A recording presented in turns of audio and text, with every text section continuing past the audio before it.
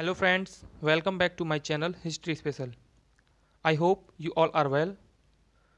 दोस्तों आज आप लोग जानेंगे एक बहुत ही महत्वपूर्ण टॉपिक चोल साम्राज्य राज्य की प्रकृति व प्रशासन के बारे में। दोस्तों यह टॉपिक BA MA के स्टूडेंट्स के साथ साथ कॉम्पिटिटिव स्टूडेंट्स के लिए भी बेहद उपयोगी है। सो दोस्तों चलिए करते हैं आज के टॉपिक की शुरुआत। इंट्रोडक्शन। दोस्तों भारतीय इतिहास में जब हम दक्षिण भारत की बात करते हैं तो सबसे पहले जिस महत्वपूर्ण साम्राज्य का ध्यान आता है वह है चोल साम्राज्य। अशोक के अभिलेखों में इसका वर्णन एक स्वतंत्र राज्य यानी फ्री स्टेट के रूप में किया गया है। चोल राज्य के निवासी जो थे वो तमिलवासी थे। चोल भाषा में करिकाल का उल्लेख चोल वंश के प्रथम राजा के रूप में मिलता है, किंतु जो चोल साम्राज्य था वो 850 AD में विजयालय द्वारा पल्लवों को हराने के साथ अस्तित्व में आया। विजयालय के पश्चात कुछ महत्वपूर्ण शासक अस्तित्व में आए, जैसे आदित्य प्रथम, परांतक प्रथम, राजराज प्रथम, राजेंद्र प्रथम, राजाधिराज प्रथम, कुलोत्तुंग प्रथम, विक्रम चोल तथा राजेंद्र तृतीय, जिसमें राजेंद्र तृतीय चोल वंश का अंतिम राजा था। चोलों का साम्राज्य लगभग पूरे दक्षिण भारत पर था, साथ ही दक्षिण पूर्वी एशियाई देशों जैसे जावा, सुमात्रा व सिंगापुर के साथ साथ व्यापार पर भी एकाधिकार था। दक्षिण भारत पर विजय प्राप्त करने के बाद उन्होंने यानी कि चोलों ने अपना रुख उत्तर भारत की ओर किया तथा कृष्ण तृतीय की मृत्यु के बाद चोलों ने शीघ्र ही उत्तर भारत पर भी अपना कब्जा कर लिया।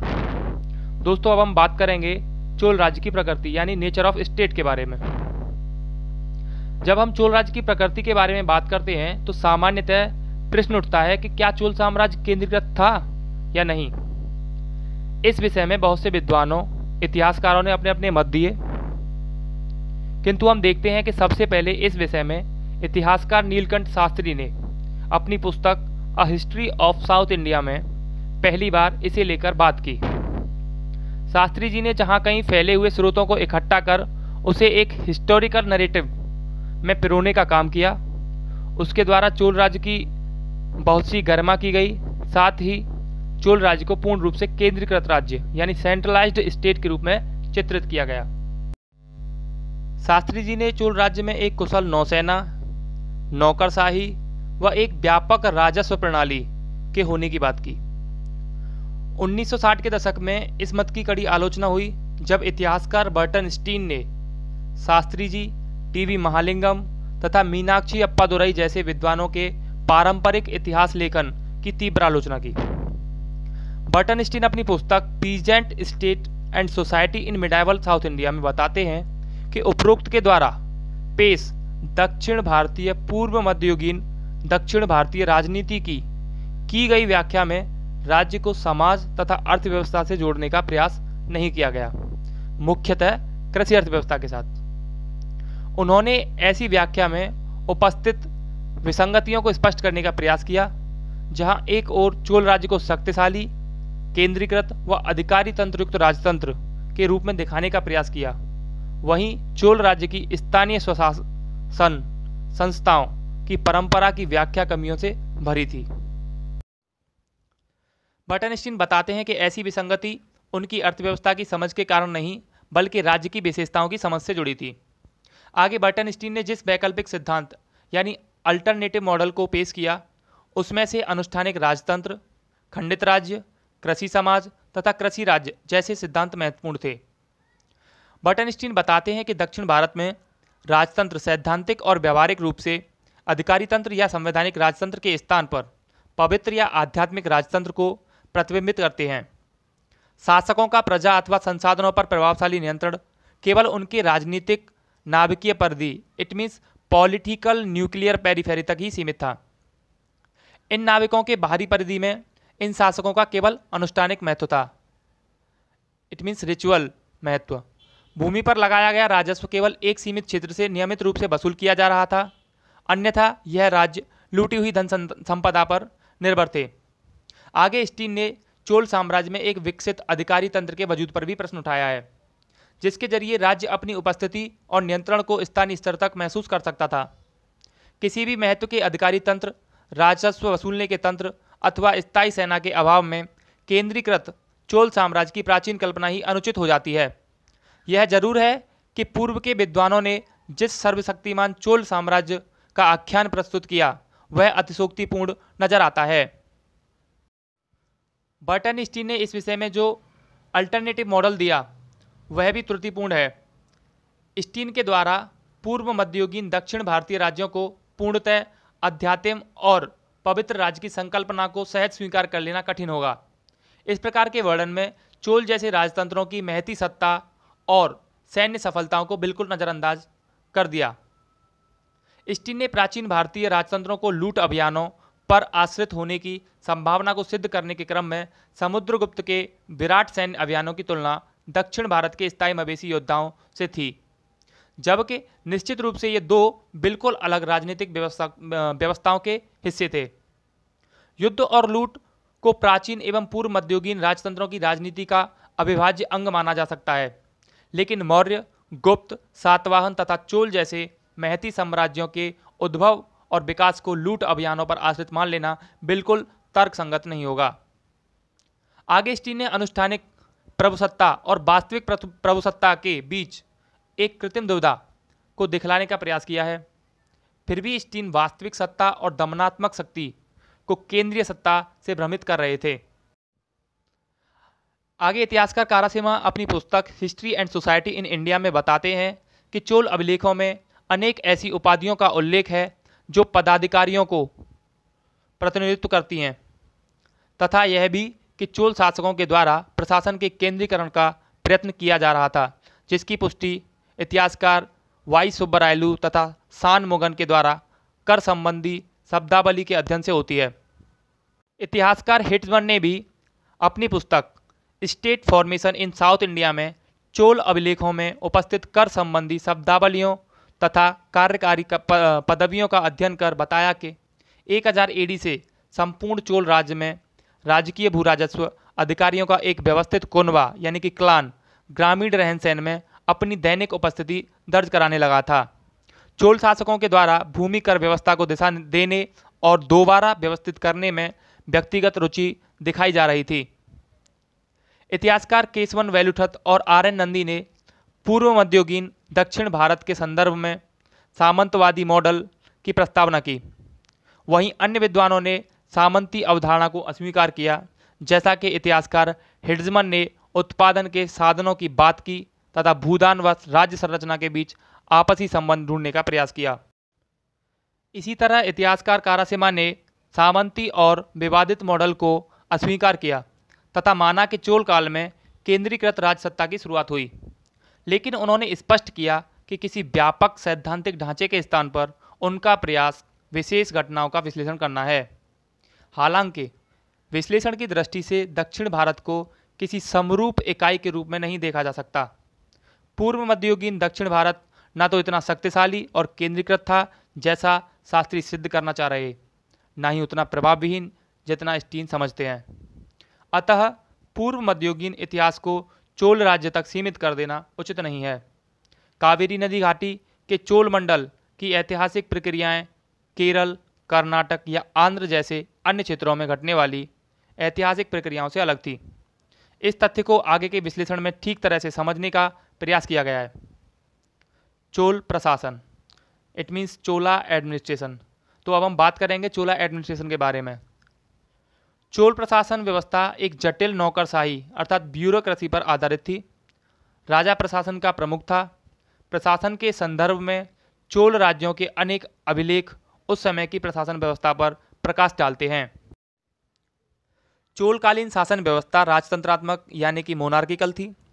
चोल प्रशासन की सबसे महत्वपूर्ण विशेषता ग्रामीण स्तर पर स्थानीय शासन यानी कि लोकल एडमिनिस्ट्रेशन या विलेज एडमिनिस्ट्रेशन या स्वायत्तता की व्यवस्था थी।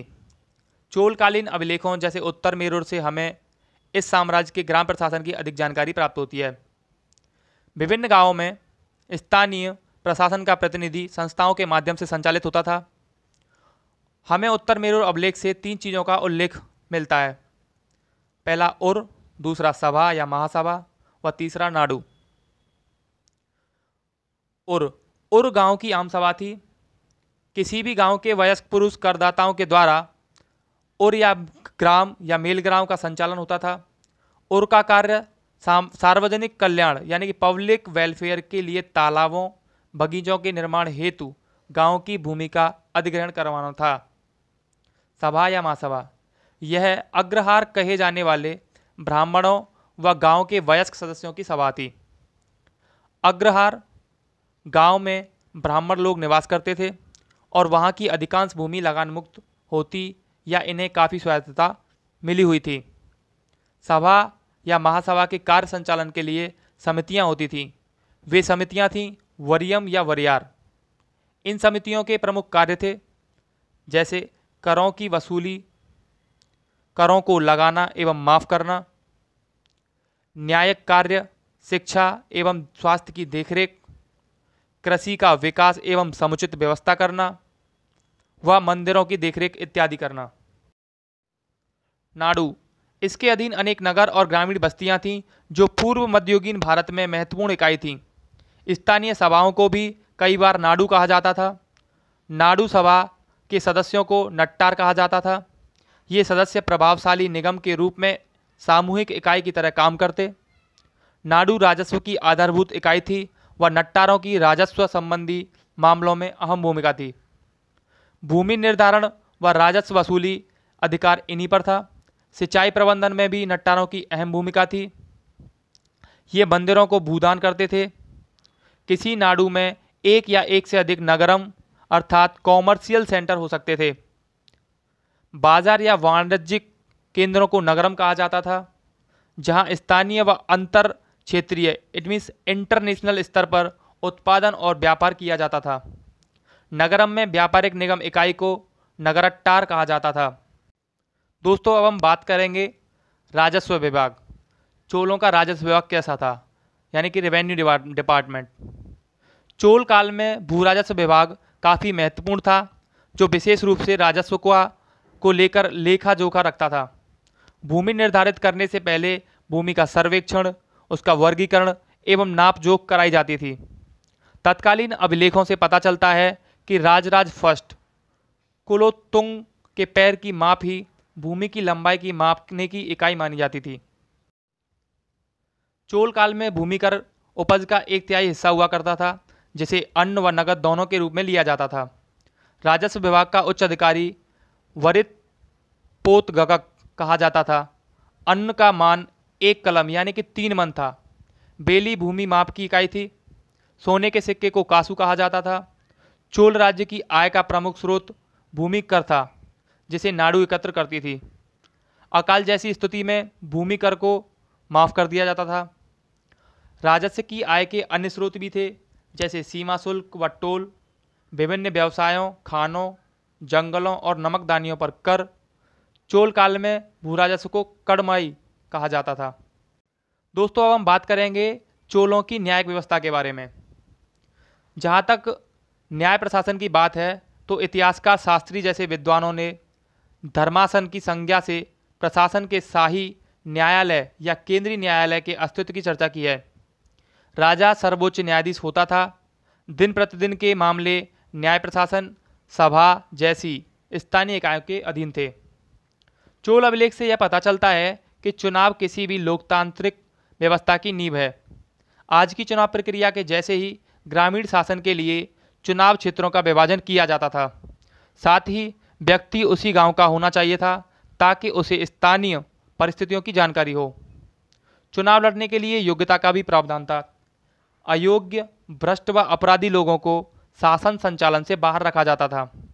स्थानीय स्तर पर ग्राम सभा कार्यपालक, विधेयी व न्यायिक प्रकृति को ग्राम सभा संपन्न करती थी। दोस्तों, हम बात करेंगे चोलों के सैन्य संगठन यानी कि मिलिट्री सिस्टम के बारे में। इतिहासकार शास्त्री बताते हैं कि केंद्रीय सरकार अपनी सुरक्षा, शांति व्यवस्था, राज्य की समृद्धि और सांस्कृतिक प्रगति को सुनिश्चित करती थी। चोल राजाओं ने एक विशाल सेना का गठन किया, जिसमें घोड़े, हाथी, रथ व पैदल सैनिकों के साथ एक अत्यंत विशाल नौसेना भी थी। जहां पैदल दल को बडपेरर कैककोलस, गजरोही दल को कुज्जर मल्लर, अश्वरोही दल को कुदिरैच्चवगर तथा धनुर्धारी दल को बिल्लीगल कहा जाता था। सैन्य दल नागरिक नागरिक कार्यों में भी भाग लेते थे तथा मंदिरों आदि को भी दान देते थे। उन्हें वेतन के रूप में भूदान दिया जाता था। चोलों की कुल सेना 1,50,000 थी, जिसमें 60,000 हाथी सेना भी थी। कुछ सैनिकों की भर्ती केरल से भी की गई थी। सेनापति और दंडनायक महत्वपूर्ण सैनिक अधिकारी थे। मुखिया सरदारों से भी जरूरत पड़ने पर सैनिक सहायता ली जाती। हमें अभिलेखों से यह भी पता चलता है कि चोलों की नौसेना इतनी शक्तिशाली थी कि इसकी मदद से चोलों ने श्रीविजय, श्रीलंका, मालदीव, कोरोमंडल व मालवार के साथ साथ बंगाल की खाड़ी पर इस कदर नियंत्रण कर लिया कि उसे चोल झील के नाम से जाना गया। Thank you.